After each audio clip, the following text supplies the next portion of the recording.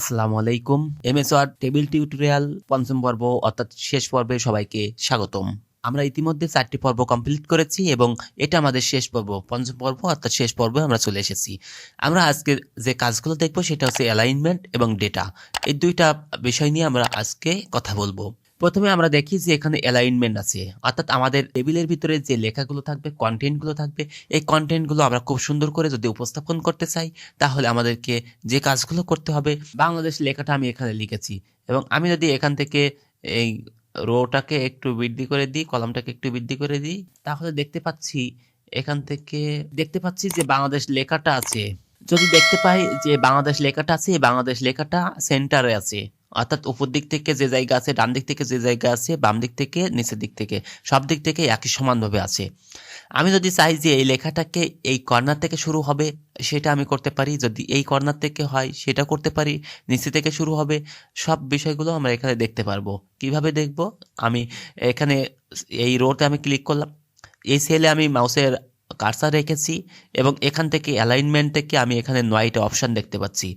প্রথম যে অপশানটা আছে সেটা হচ্ছে একেবারেই বাম কর্নার থেকে শুরু হবে। আমি ক্লিক করলাম, দেখতে পাচ্ছি বাম কর্নার থেকে শুরু হয়েছে। যদি আমি বাম কর্নারের সেন্টার থেকে শুরু করতে চাই তাহলে এখানে দেখতে পাচ্ছি সেন্টার অ্যালাইনমেন্ট হয়ে গেছে এবং এখান থেকে রাইটে। ঠিক একইভাবে যদি একেবারে নিচেই রাইট থেকে শুরু হয়, লেফট, সেন্টার। ঠিক একইভাবে যদি এখানে সেন্টার লেফট থেকে শুরু হয় এবং সেন্টার রাইট থেকে শুরু হয় এবং সেন্টার থেকে শুরু, এখান থেকে এই অ্যালাইনমেন্টগুলো আমরা করতে পারবো। যদি সম্পূর্ণ টেবিলের এই অ্যালাইনমেন্টটা আমরা করতে চাই, সম্পূর্ণ টেবিলটা সিলেক্ট করব এবং এখান থেকে অ্যালাইনমেন্ট সেন্টার করে দিব, তাহলে সব লেখাগুলো এখানে সেন্টার হয়ে যাবে। গত পর্বে দেখেছিলাম যে আমাদের এই সম্পূর্ণ টেবিলটাকে ডিস্ট্রিবিউট কলাম এবং রোসে ক্লিক করলাম, তাহলে দেখতে পাচ্ছি সবগুলো রো এবং কলাম ডিস্ট্রিবিউট হয়ে গেছে। এখন আমরা এখানে যে লেখাটা লিখেছি, এই লেখাটাকে যদি আমি চাই বাম দিক থেকে ডান দিকে হয়েছে, আমি যদি চাই যে নিচের দিক থেকে উপরে হবে, অর্থাৎ টেক্সট ডিরেকশন যদি আমি চেঞ্জ করতে চাই, ক্লিক করলাম, তাহলে দেখতে পাচ্ছি উপর দিক থেকে নিচের দিকে এসেছে। আমি যদি এই লেখাটাকে ডিরেকশনটা চেঞ্জ করতে চাই, তাহলে এখান থেকে টেক্সট ডিরেকশনে ক্লিক করব, দেখতে পাবো উপর দিক থেকে নিচের দিকে লেখা হয়ে গেছে। এখানেও ঠিক একইভাবে 9টা অপশন আছে আমাদের। আমি যেদিকে ইচ্ছা, যদি উপর দিক থেকেই বাম থেকে শুরু করতে চাই, এখানে ডান থেকে শুরু করতে চাই, এখান থেকে নিচে বাম থেকে শুরু করব, ডান থেকে শুরু করব, এইভাবে আমরা 9টা জায়গা থেকে এই ডিরেকশনটা আমরা দিতে পারি। এবার আমরা দেখব যে এখানে পরবর্তী আরেকটা অপশন আছে, সেটা হচ্ছে সেল মার্জিনস। যদি চাই যে আমাদের এই লেখাটা আছে, যে লেখাটা শুরু হয়েছে, এই লেখাটা শুরু হবে এখান থেকে বাম দিক থেকে যেটুকু জায়গা আছে, আমি চাচ্ছি এই জায়গাটুকু আরেকটু বেশি থাকবে। আমি যদি এটাকে সেন্টার করে দিই, তাহলে দেখতে পাচ্ছি এই যে জায়গাটুকু আছে, এই জায়গা থেকে আমি চাচ্ছি যে এই জায়গাটা আরেকটু বৃদ্ধি হবে, আমি এই জায়গাটুকু আরেকটু বেশি চাচ্ছি। তাহলে আমাকে যেটা করতে হবে, সেল মার্জিনসে ক্লিক করতে হবে এবং এখান থেকে টপ, অর্থাৎ উপরে কতটুকু থাকবে, নিচে কতটুকু থাকবে, সেটা আমাকে এখানে বলে দিতে পারি। যদি চাই আমি এখানে লেফটে 0.8 আছে, আমি এখান থেকে একটু বৃদ্ধি করে দিব, 0.8 থেকে আমি এখান থেকে আরেকটু বৃদ্ধি করে দিব, তাহলে আমি দেখতে পাচ্ছি যে এখানে জায়গাটা বেশি থেকে গেছে। যদি ঠিক একইভাবে আমি এখানেও সম্পূর্ণ টেবিলটায় আমি এখান থেকে আমি এটাও লিখি, তাহলে দেখতে পাচ্ছি বাম সাইড থেকে সব লেখাগুলো বাম সাইড থেকে এতটুকু জায়গা থেকে গেছে।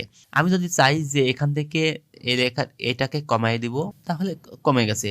ঠিক একইভাবে যদি আমি এখানে উপরে দিতে চাই, যে টপে যদি আমি জায়গা রাখতে চাই, তাহলে দেখতে পাচ্ছি টপে প্রত্যেকটা সেলে টপে জায়গা থেকে গেছে। ঠিক একইভাবে এখান থেকে যদি বটম নিচে দিতে চাই, এখান থেকে রাইটে দিতে চাই, সেটা আমরা এখান থেকে করতে পারি। এরপরে আমরা এখানে দেখতে পাচ্ছি ফর্মুলা। যদি আমরা এখানে ফর্মুলার কাজ করতে চাই, অর্থাৎ ফর্মুলার কাজ কি, যোগ বিয়োগ গুণ ভাগ, এভারেজ, মিনিমাম, ম্যাক্সিমাম, এই কাজগুলো যদি আমরা এখানে করতে চাই, তাহলে আমরা এখানে সেই কাজগুলো করতে পারি।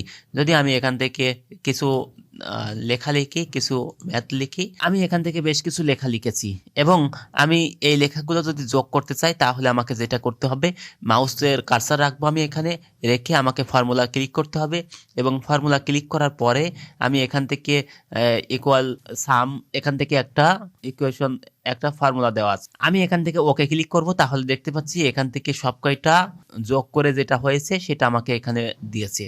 যদি এখান থেকে যে লেখাগুলো আছে, এখান থেকে যদি আমি সর্বোচ্চটা বের করতে চাই, তাহলে আমাকে যেটা করতে হবে সেটা হচ্ছে ফর্মুলা ক্লিক করব এবং এখানে সামের জায়গায় এখানে ম্যাক্সিমাম, অর্থাৎ ম্যাক্স লিখে দিব, তাহলে আমি ওকে করব। এখানে দেখতে পাচ্ছি সর্বোচ্চ হচ্ছে 82। আমি যদি এখানে মিনিমাম করতে চাই তাহলে আমাকে যেটা করতে হবে, ফর্মুলা ক্লিক করতে হবে এবং মিনিমাম লিখতে হবে, MIN। ওকে ক্লিক করব, তাহলে এখানে দেখতে পাবো মিনিমাম হচ্ছে 45।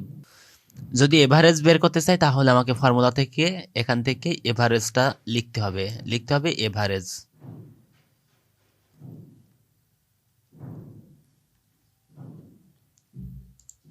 ওকে ক্লিক করলাম, দেখতে পাচ্ছি আমাদের এভারেজটা বের হয়ে গেছে।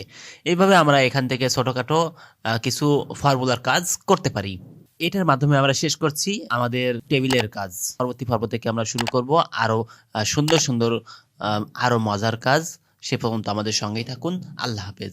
আসসালামু আলাইকুম।